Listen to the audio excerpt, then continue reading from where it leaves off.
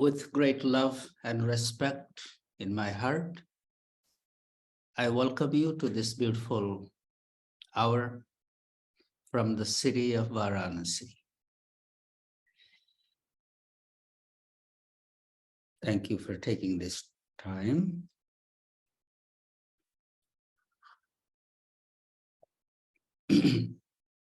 Just to check in with you with what's happening here in the life of Varanasi. Tonight is full moon here, and it's also a big auspicious sign for weddings. Just to give you a glimpse of my day today, it started with Sunday satsang for the local community, hour-long talk, and then they have their breakfast, and then they come to sit with Babaji again. That went out till noon. Then we had more visitors one by one, and then a wedding, pre-wedding. Tomorrow is the real wedding. And exchanging of the rings. And I was just thinking about that, this young woman that I have known from the childhood. And somebody in the community came to me a couple of months ago and said, Babaji, I'm looking for a nice girl for my boy. And my mind went immediately to this young woman who I have known since she was this big. Now she's a graduate in English, 30 years old. And I suggested, well, how about that one? Just like that. And I called her, asked her to just get his blessing. She didn't know what was happening.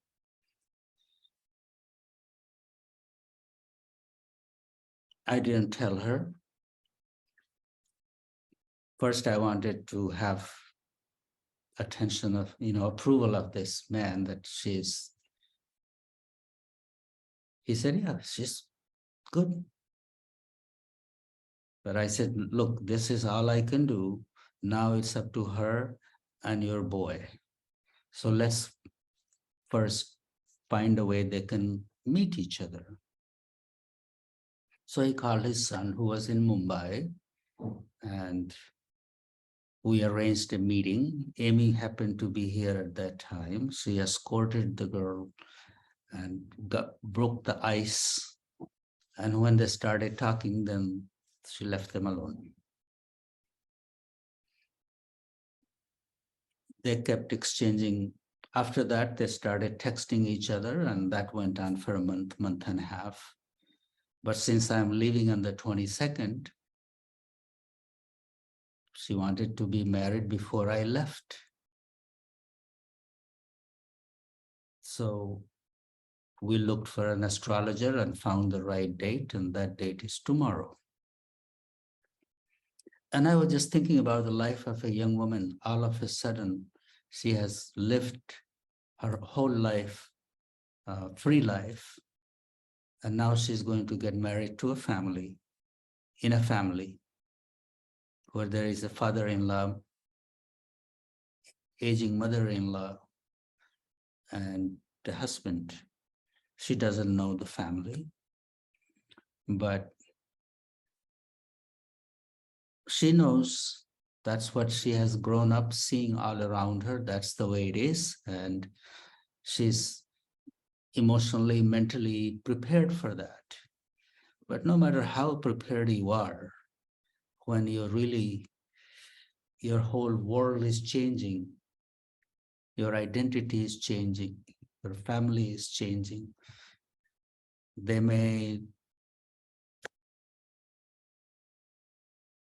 even limit her visit to the ashram because the family and she's so attached to the ashram.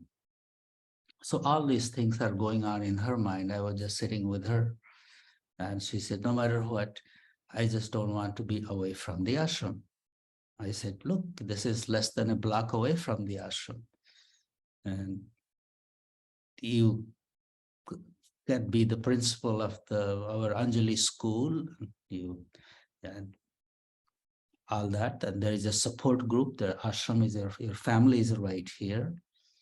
And I have known the family for all these years. So there is a little pressure there. So they were going to treat you well.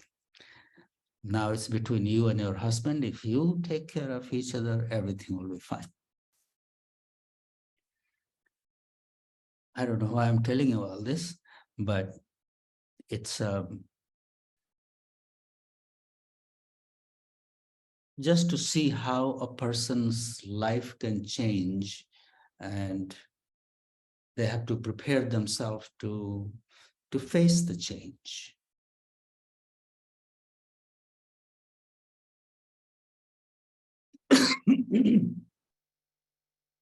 We can complain about it, we can shy away from this, but if we meet that with the right attitude and the right determination to make it work, it all works out. It all works out. If two people really want to make it work,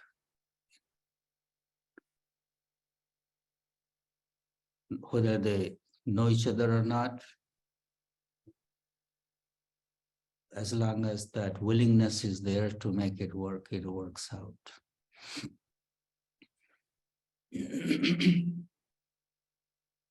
We go through many situations in life, and we think we know someone till we think we don't.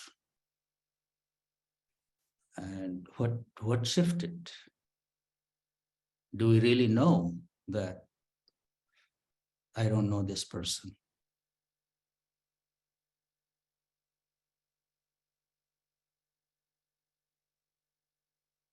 People have struggles in their relationships, and usually when we have struggle, we are looking at the other person more than we are looking at ourselves. And we keep looking back and forth. But do we ever look at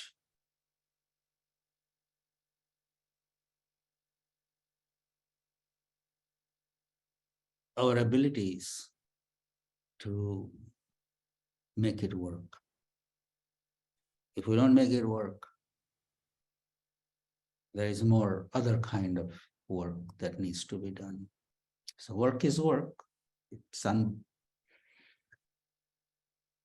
either side, there is more work. So why not do it on a side that's less damaging, let's put it that way. Anyway, so that's the counseling for today.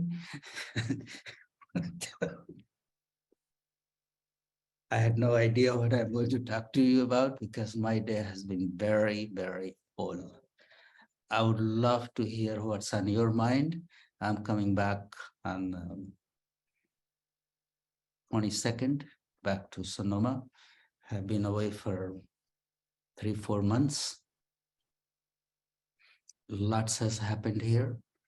And when I came back after the COVID, the stagnation and in the ashram, and just the energy was a little low, but I had to just do this. So the ashram has a new paint job, new walking paths, temple has a new little altar is renovated. The colors are changed from dull gray to bright red and gold borders. And we have started Sunday satsangs, whether I am here or not. They will keep gathering on Sunday, and I will meet through Zoom. So plenty has been churned up here. Across the river, now we have changed the name of Amritsagar Eco Park to Amritsagar Holistic Farm. And every morning I get up and go there to make the loop. We created a loop around the whole perimeters. 8 rounds makes 3.7 miles. And the path is just perfect dirt. So the last round we do barefoot. And it has been very healing. That's one thing that everybody tells me once they walk the barefoot walk, that we have almost lost the connection with the earth. We are wearing slippers, we are wearing shoes, we are in concrete, we are in cars, carpet. We very rarely touch the earth with our own bare foot. So just like at Upasana, when you arrive at Upasana, before you meet anyone, you go on the Om walk. So I initiated the same concept here, that as you go to the Amritsagar farm, the first thing you do is walk the loop. And now they're like, this morning there were 13 people, yesterday morning, 13 people walking. And slowly people are getting in the hang of it.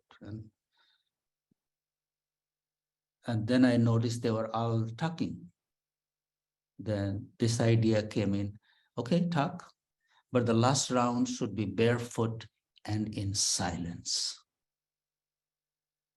So you initiate little things, you give a little dose, and so people don't start reacting. But just like this, that okay, you talk, you walk, but the last round is barefoot and in silence. And seeing this, how people adapt to these things and their experiences has been really very rich.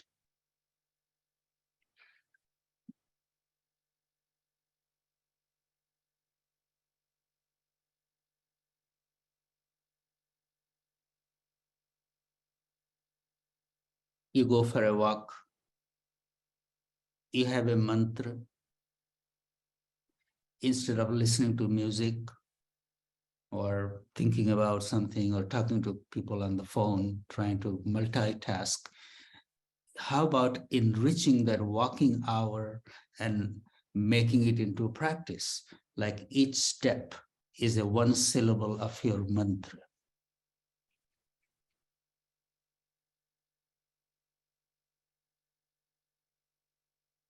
Or each step is your whole mantra.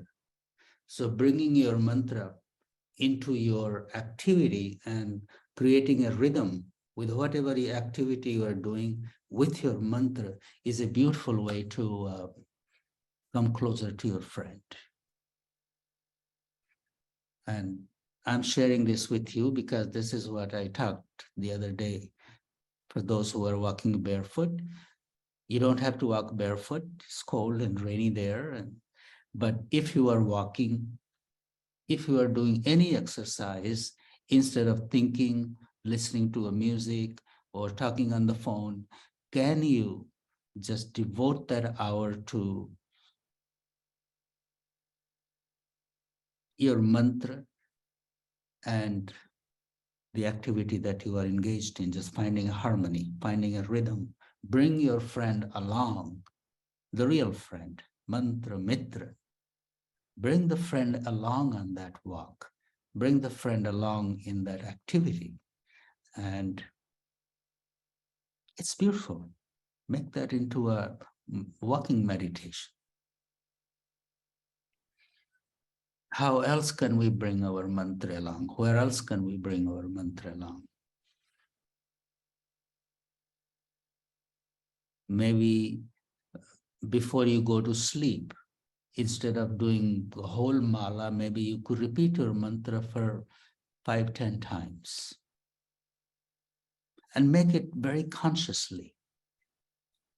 Sometimes people fall asleep reading a book or watching a show or listening to music or whatever they do.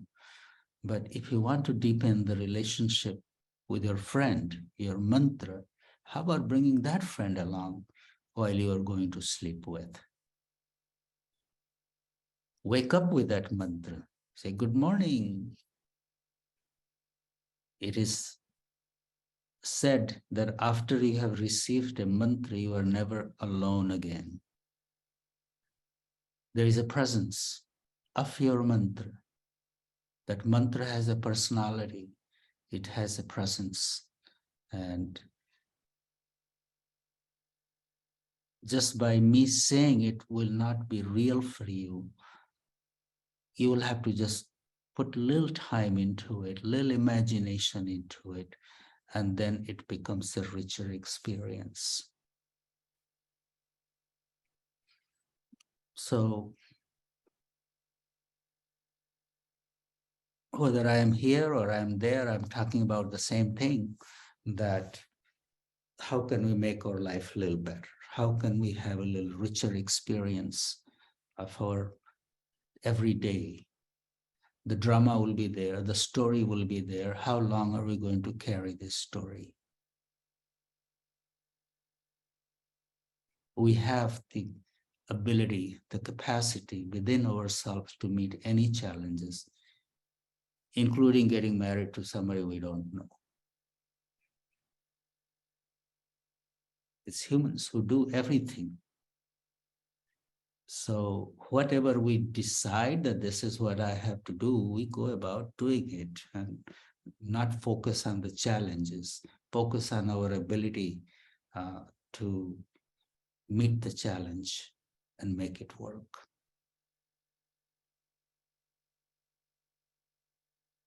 So this is where I'm going to stop. Otherwise, I feel like I will start rambling. So I would love to hear what's on your mind, and we'll exchange our words. Thank you all for listening.